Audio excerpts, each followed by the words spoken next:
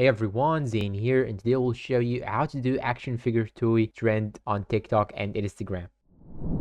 Now the first thing that you should do is to simply go and copy the prompt that I will leave you down below in the description, and once you copy it, you will now have to go to ChatGPT, then open it, and after that you will have to put any photo of yours. So I will click on photos, then click on the add button on the bottom right here, and now you should paste this prompt, then click on this arrow. After you click on it, it will take some time, then it will regenerate the photo for you, and after that it will show here the photo just like so. And this is how we can actually do the action figure toy trend on TikTok and Instagram. You can now go and share this on Instagram and TikTok. Just click on it, then click on share and share it on Instagram or TikTok, and that is it.